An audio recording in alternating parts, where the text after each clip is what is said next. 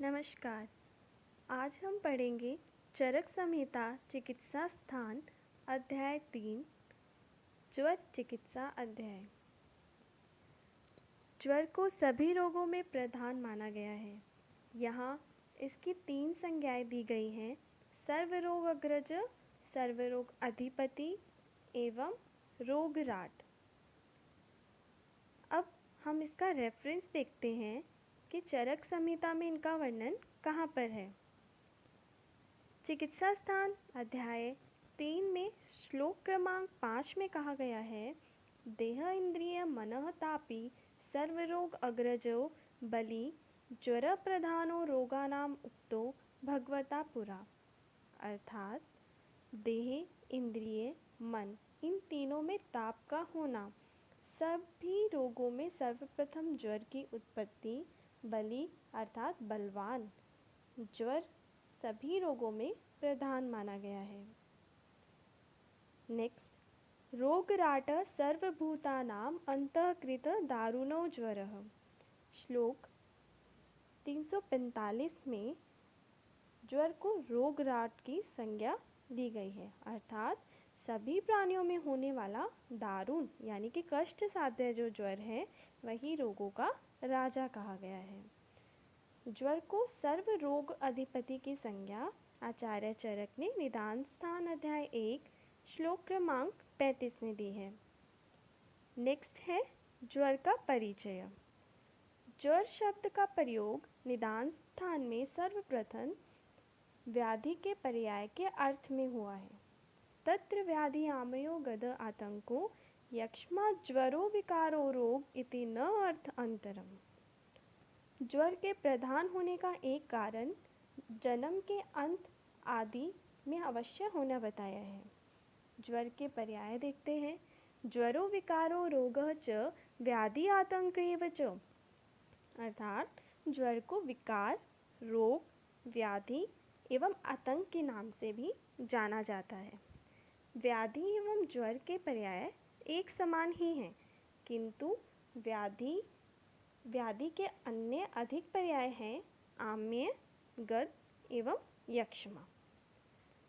इस अध्याय में अग्निवेश जी ने पुनर्वसु आत्रेय से कहा, शरीर व मन के संताप के लक्षण आप पहले बता चुके हैं, अब इसका विस्तार से वर्णन बताइए।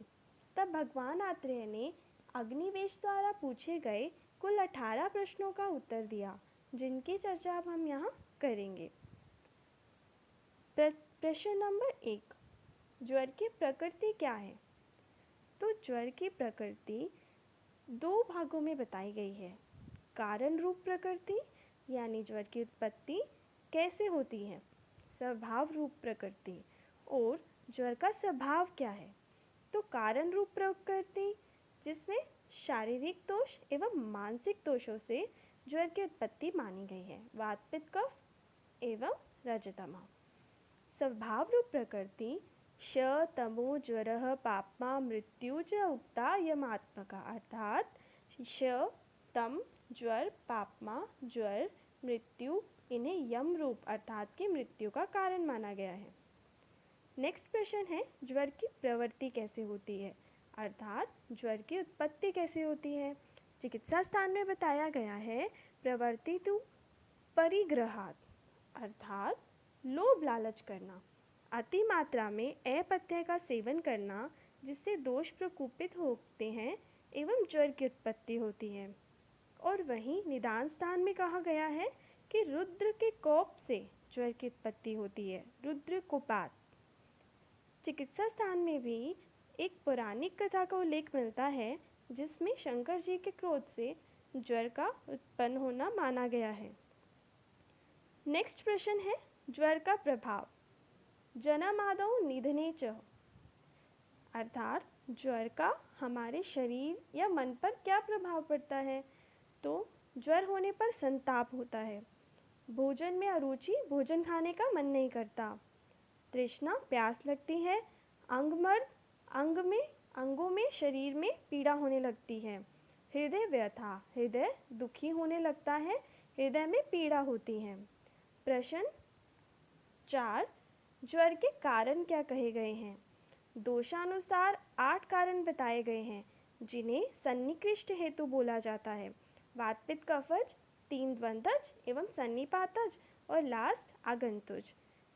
आचार्य चरक ने निदान स्थान में इन्हें अष्ट प्रकृति की संज्ञा दी है। मिथ्या आहार विहार, असात्मीय, इंद्रियार्थ संयोग और परिणाम, इन सबको विप्रकृष्ट हेतु बोला गया है। नेक्स्ट प्रश्न है पूर्व रूप। पूर्व रूप यानी कि ज्वर के उत्पन्न होने के पहले के लक्षण। तो तब क्या होता है?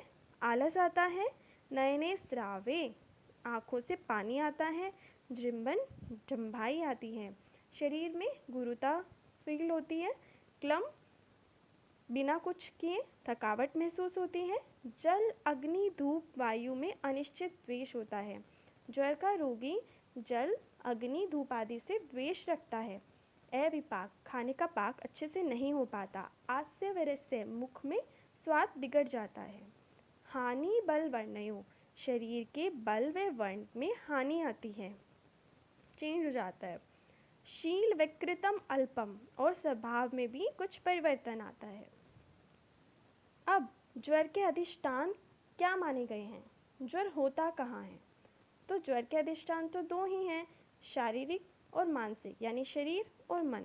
केवलम समनस्कम च ज्वर अधिष्ठानम उच्यते शरीरम, अर्थात मन सहित संपूर्ण शरीर को ज्वर का अधिष्ठान माना गया है। प्रश्न 7 व 8, यानी ज्वर का बल और काल किस पर निर्धारित है? तो इसका वर्णन आचार्य ने निदान स्थान में किया है। निदान अध्याय 1। बल और काल भेद से ऋतु, अहोरात्र, आहार, काल पर व्याधि का स्वभाव नियत रहता है। अर्थात ऋतु के अनुसार जिस प्रकार दोष का प्रकोप, शमन एवं संचय होता है, उसी प्रकार ज्वर का यानी व्याधि का भी उत्पत्ति और नाश होता है। ऐसे ही दिन में और आहार के पाचन के समय जब जिस दोष की प्रधानता रहती है, उसी दोष से उत्पन्न ज्वर होता है। नेक्स्ट क्वेश्चन है, आत्म लक्षण क्या माना गया है? तो ज्वर का आत्म लक्षण संताप है। आइए देखें। ज्वर प्रत्यात्मिकम लिंगम संतापो देह मानसः।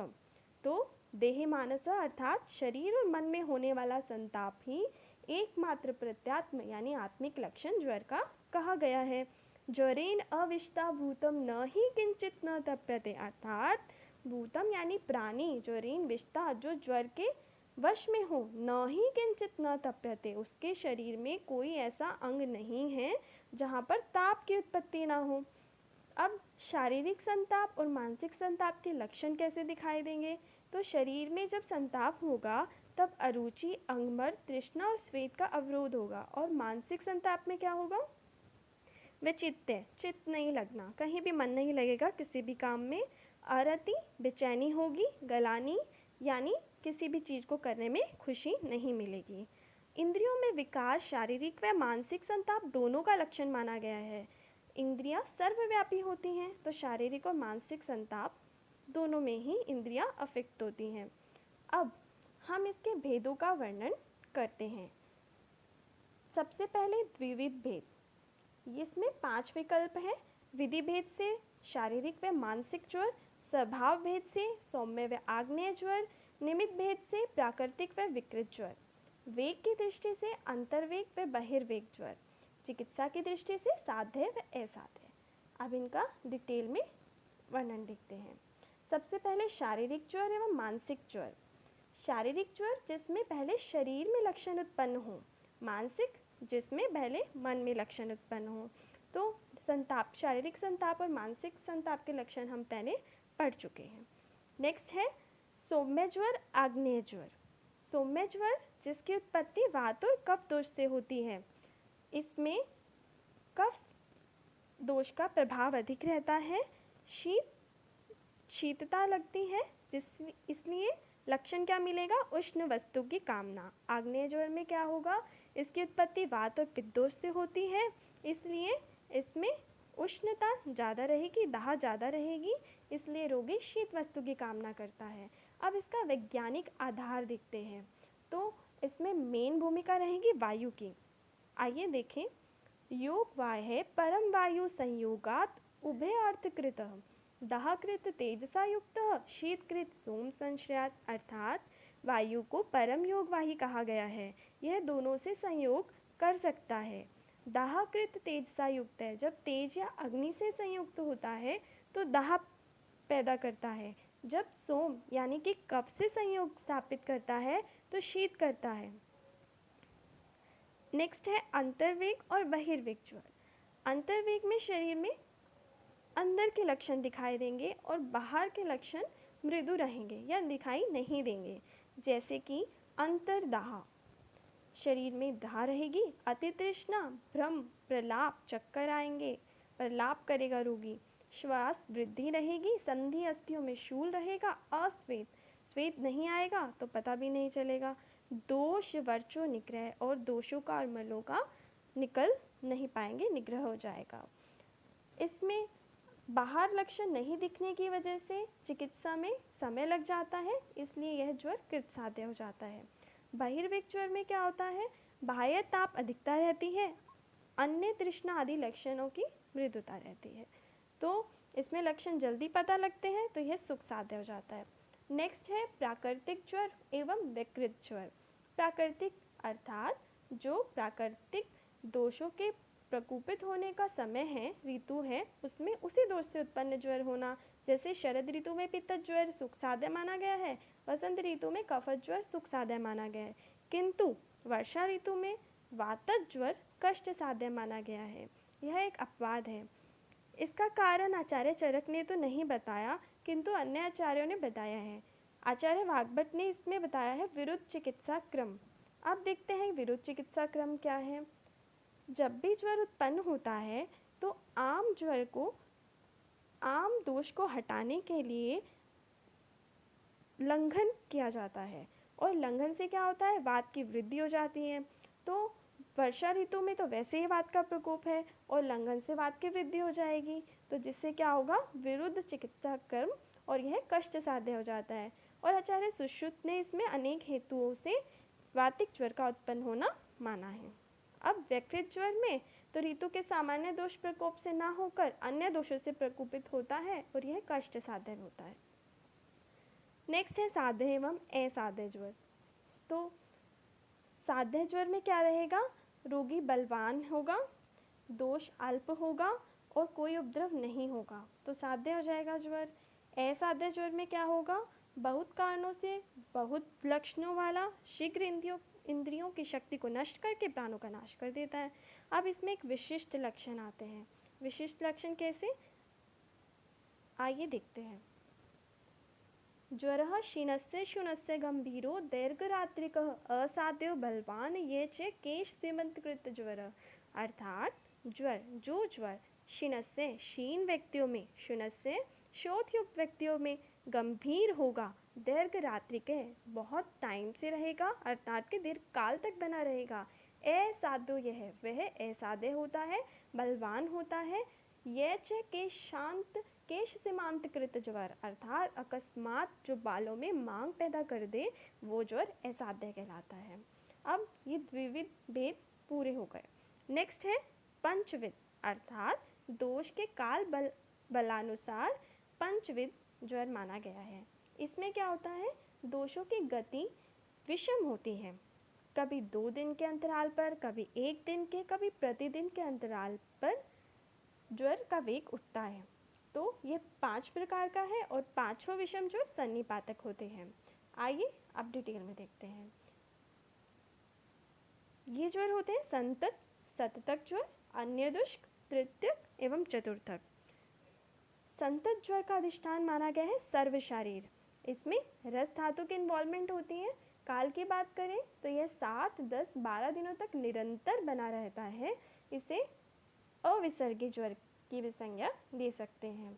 अगर वात दोष की प्रधानता से तो 7 दिन में, और अगर पित्त दोष की प्रधानता है तो 10 दिन में, और कफज दोष की प्रधानता से यह 12 दिनों में ठीक हो जाता है, और यदि ठीक ना हो तो मनुष्य को मार डालता है। नेक्स्ट है सततक ज्वर। इसका अधिष्ठान आमाशय में माना गया है। इसमें रक्त धातु की इन्वॉल्वमेंट है। यह दिन या रात में 2 बार, अर्थात एक बार दिन में एक बार रात में। नेक्स्ट है अन्य दुष्क। इसका दोष अधिष्ठान है उरह। इसमें उरह में दोष स्थापित होते हैं और धातु इन्वॉल्वमेंट मानी गई है मांस या मेद, परंतु श्लोक में इसमें मेदोवाही स्रोतसों या सिराओं का इन्वॉल्वमेंट ही माना है। अब काल की बात करें तो प्रतिदिन के अंतर से, अर्थात कि दूसरे दिन ज्वर आता है। एक दिन ज्वर हुआ, एक दिन नहीं हुआ और दूसरे दिन फिर आ गया। नेक्स्ट है तृतीयक ज्वर। इसमें ये कंठ में स्थापित होता है, अस्थि और मज्जा धातु की इन्वॉल्वमेंट रहती है, एक दिन के अंतर से यह आता है, यानी तीसरे दिन। फिफ्थ है चतुर्थक ज्वर। यह शिर में अधिष्ठित रहता है, इसमें भी अस्थि और मज्जा धातु की इन्वॉल्वमेंट होती है, ये 2 दिन के अंदर से आता है, अर्थात चौथे दिन। अब इसमें कुछ डिटेल में बात करते हैं। तो संतत ज्वर,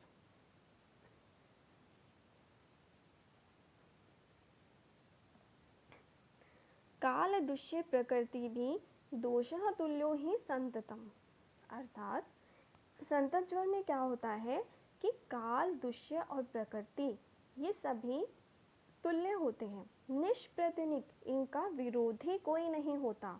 कुरुते तस्मात् गेय सदसुदुष है, अर्थात ये दुसाध्य माना गया है क्योंकि इसमें काल, दुष्य, प्रकृति ये सभी एक समान होते हैं, अर्थात वातिक काल में वात वाले दुष्य में होगा और प्रकृति भी वातिक ही रहेगी, तो कोई भी ज्वर का विरोधी नहीं हुआ, तो यह काफ़ी टाइम तक बना रहता है। इसमें 12 आश्रय माने गए हैं, जिसमें सप्तधातु, त्रिदोष और मूत्र व पुरुष इन्वॉल्व होते हैं।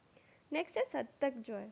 सप्रतिनिकः कुरुते काल वृद्धि स्यात्मकः। इसमें क्या रहता है, इसमें दो फैक्टर विरोधी होते हैं और एक फैक्टर सेम होता है, तो सप्रतिनिक हुआ। अन्य दुष्क ज्वर में क्या होगा, केवल एक फैक्टर ही विरोधी होगा काल, प्रकृति या दुष्य में से, बाकी सेम होंगे। अब तृतीयक ज्वर की बात करें तो तृतीयक ज्वर को 3 भागों में बांटा है, शिरोग्राही, पृष्ठग्राही, त्रिग्राही, और इसमें दोष इन्वॉल्वमेंट है। शिरोग्राही में वात पित्तज, पृष्ठग्राही में वात कफज, त्रिग्राही में कफ पित्तज। चतुर्थक ज्वर के भी 2 प्रकार माने गए हैं, शिरोग्राही एवं उरुग्राही, जिसमें वातज और कफज दोष की इन्वॉल्वमेंट होती है। आचार्य चरक ने चतुर्थक ज्वर का विपर्य भी बताया है। इसमें उन्होंने त्रिदोषजन्य और अस्थि मज्जा आश्रित इस ज्वर को कहा है। इसमें क्या होता है, चतुर्थक ज्वर का बिल्कुल अपोजिट, यानी पहले दिन ज्वर नहीं हुआ, दूसरे तीसरे दिन हुआ और चौथे दिन नहीं हुआ। नेक्स्ट हम सप्तविध देखते हैं, यानी धातुगत आश्रय भेद से सप्तविध होते हैं। तो अब बात करते हैं रसगत, रक्तगत, मांसगत, मेदगत, अस्थिगत, मज्जागत एवं शुक्रगत ज्वर के। पहले हम लक्षण पढ़ लेते हैं, फिर याद करते हैं। रसगत ज्वर में क्या होता है, कफज ज्वर जैसे लक्षण होंगे, जैसे गुरबता, सदन, छर्दी, अरुचि। इसमें क्या होता है, बहिताप, यानी शरीर के बाहर ताप अधिक रहता है। स अंग मर्दो, पूरे शरीर में पीड़ा रहती है। विंजंबन, यानी जंबाई आती है। रक्तगत में क्या होगा, सरक्त शटीवन, रक्त थूकेगा, पीड़िका होगी, पित्तदोष की वजह से दाह, राग, भ्रम, मद और प्रलाप करेगा रोगी। मांसगत ज्वर में क्या होगा, अंतरदाह, अंदर दाह होगी शरीर में, सृष्ट मिटकता, मल की अधिक प्रवृत्ति होगी, दुर्गंधता आएगी और गात्र विक्षेपण होगा। मेदगत में क्या होगा, स्वेद, तीव्र पिपासा, प्रलापो, वम्य भीक्षण, सवगंधस्य असहत्वम, अर्थात स्वेद ज़्यादा निकलेगा, तीव्र पिपासा, प्रलाप करेगा, वम्य भीक्षण, बहुत ही भीक्षण वमन करेगा, छर्दी होगी, सवगंधस्य असहत्वम, पसीने की गंध को रोगी खुद सहन नहीं कर पाएगा। ये चारों ज्वर साध्य माने गए हैं। अब अस्थिगत और मज्जागत ये कष्ट साध्य हैं। देखें इनमें क्या होता है, अस्थिगत में विरेके वमने चयभि, दोनों मिलेंगे, वमन भी और विरेचन भी, दोनों भागों से ऊर्ध्व और हृदय से मल की प्रवृत्ति होगी। प्रकूजनम, कूजन करता रहेगा रोगी, गात्र विक्षेपण और केवल श्वास होगा। मज्जागत में तीनों होंगे, हिक्का, श्वास, कास, इसके अलावा तम दर्शन, अंधेरा लगेगा, एकदम से अंधेरा दिखेगा। और बहि शतः दाहो अंतश्च है, ये इंपॉर्टेंट है।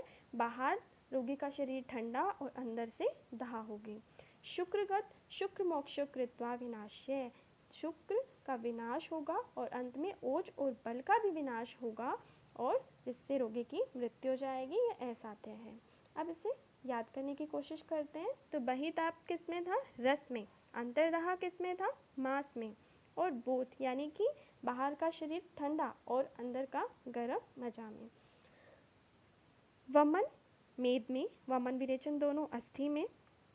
प्रलाप रक्त में यानी रक्त मेद में।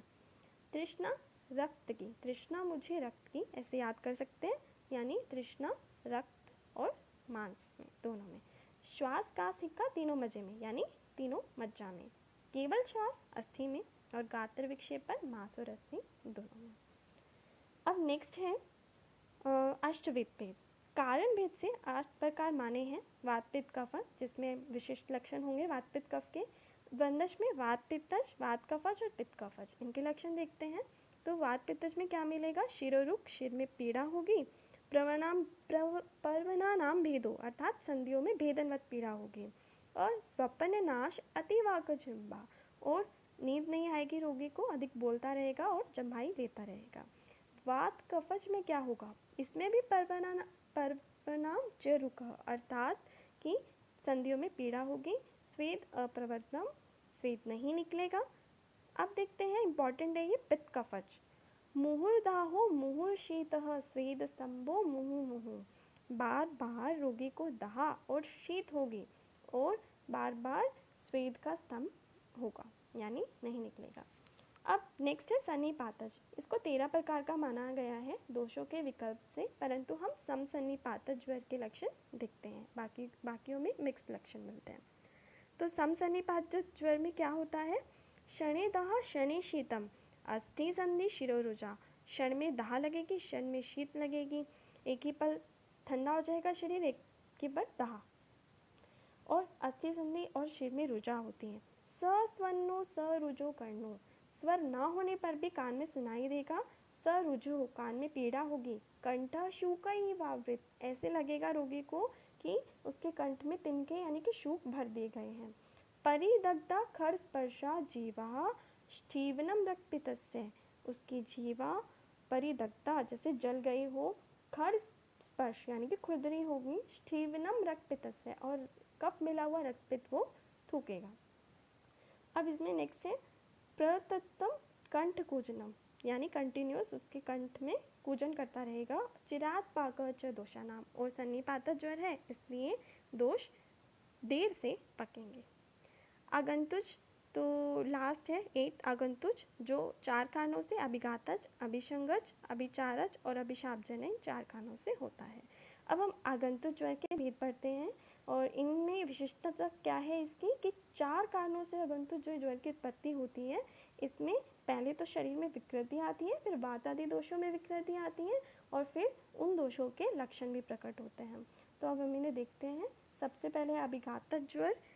इसमें क्या होता है? शस्त्र, लोष्ट यानी कि पत्थर, कशा यानी कि कोड़ा, थप्पड़, दांत आदि से उद्गात लगने से वात प्रकोपित होता है और वो प्रकोपित वात रक्त को भी दूषित कर देता है। तो मेनली इसमें वात और रक्त की दृष्टि है, तो रक्त दृष्टि से विवर्ण्य होगा लक्षण में, वात से व्यथा और वात और रक्त से शोथ की उत्पत्ति होगी। नेक्स्ट है अभिसंगत ज्वर।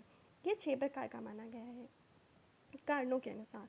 अगर यह काम, शोक और भय से उत्पन्न है तो वात का प्रकोपक होगा, और क्रोध और भूत प्रेत से उत्पन्न है तो पित्त का प्रकोपक होगा, और अगर विष की वजह से है तो त्रिदोष प्रकोप करेगा। तो अब इसी प्रकार इसके 6 प्रकार माने गए हैं। तो पहला हम देखते हैं काम ज्वर। काम ज्वर में क्या होता है? ध्यानानि श्वास बहुलम, अर्थात रोगी ध्यान लगाकर बैठा रहेगा और श्वास की अधिकता होगी। शोक ज्वर में क्या होगा? वाष्प बहुलम, रोने लगेगा, आंसू की अधिकता होगी। भय ज्वर में क्या होगा? अधिक भय लगेगा, त्रास। क्रोध ज्वर में बहुसरंभ, क्रोध से आंखें लाल हो जाती हैं तो नेत्र में बहुत ज़्यादा लाल और शरीर भी लाल हो जाएगा। भूत आवेश ज्वर, त्वम अमानुष, यानी जो मनुष्य के अतिरिक्त जो काम होते हैं वैसे अमानुष कार्य करेगा। विषजन्य ज्वर में मदमूर्छा गलानी, ये होगा। नेक्स्ट है अभिचारक ज्वर। ये सिद्ध पुरुषों के अभिचार व शाप से उत्पन्न, ये भी त्रिदोषज होता है और ये भयंकर होता है। चित्त, देह एवं इंद्रियों में बहुत अधिक पीड़ा होती है। अभिशापक ज्वर भी वही ऋषियों के शाप से उत्पन्न, ये भी सन्निपातक ज्वर के समान लक्षण होता है, ये भी त्रिदोषज होता है। अब सामान्य ज्वर की संप्राप्ति की बात करते हैं।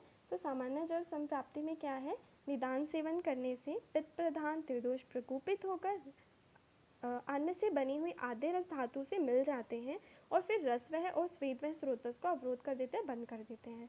फिर वही दोष रस धातु से मिलकर पक्ति स्थान अर्थात आमाशय में जाकर दोष का संचय करते हैं, जिसकी वजह से कोष्ठग्नि बहिर्गमन, पूरे शरीर में कोष्ठग्नि यानी कायाग्नि फैल जाती है, जिससे संताप उत्पन्न होता है और ज्वर उत्पन्न करता है। हम अब आज का लास्ट टॉपिक आम ज्वर। आम ज्वर किसे कहा गया है? आम दोष से उत्पन्न ज्वर दो प्रकार का हो सकता है, दोषों के साम होने से, रस धातु के साम होने से। अब इसके लक्षणों को याद करते हैं, फिर नेक्स्ट देखते हैं। तो इसमें लक्षण क्या कहे गए हैं? अरुचि, अविपाक। सिर्फ याद करने के पर्पज से अरुचि अविपाक होने से क्या होगा? उदर गुरुत्वम, उदर गुरु हो जाएगा। हृत विशुद्धि, उससे क्या होगा? तंद्रा और आलस आएगा। अविसर्गी यानी जो निरंतर बना रहे, जो संतत में था, सेम। अब मुख में क्या क्या लक्षण हो सकते हैं? लाला प्रसेक, शुद्धनाश और मुख में विरसता आ जाएगी। और मेन लक्षण है बहुमूत्रता, मूत्र की वृद्धि हो जाएगी। नैविजीर्णा, ठीक है, अपक्व मल, आम मल निकलेगा। अम्ल, च गलानी, न च गलानी, इसमें गलानी नहीं होती है। अब औषध कल्पना आधारित त्रिविध ज्वर माने गए हैं आम ज्वर, जिसके लक्षण पढ़े हैं अभी। और नेक्स्ट है पच्यमान ज्वर और फिर है निराम ज्वर। तो पच्यमान ज्वर में क्या होता है? इसमें हर वेग में तीव्रता आती है। तो तीव्र वेग होगा ज्वर का, अति तृष्णा, बहुत तेज तृष्णा लगेगी, प्यास लगेगी, प्रलाप करेगा रोगी, श्वसन श्वास की वृद्धि हो जाएगी, भ्रम होगा और मल की प्रवृत्ति बढ़ जाएगी। तो निराम ज्वर में क्या होगा? निराम ज्वर है जब शांत हो जाएंगे वेग, तो शुद्ध शांतता, जिसमें भूख शांत हो जाए। लघुत्वम च गात्रा नाम, गात्र यानी शरीर में लघुता, पहले गुरुत्वम था, अब लघुत्वम हो गया। तो अब ज्वर शांत हो रहा है। तो ज्वर मार्दम, ज्वर के वेग में मृदुता आएगी। दोष प्रवृत्ति अष्टाहो निराम ज्वर लक्षणम, अब दोष की प्रवृत्ति, दोष बाहर निकलने लगेंगे ऊपर नीचे के मार्गों से। अष्ट आहो, 8 दिन बीत जाने के बाद ज्वर क्या होता है? निराम हो जाता है। अब लास्ट जिन ज्वर।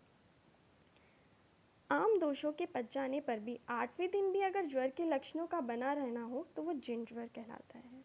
इसके बाद हम नेक्स्ट वीडियो को ज्वर की चिकित्सा और ज्वर के छूटने पर अपथ्य पर विचार करेंगे। तब तक के लिए धन्यवाद। Thank you.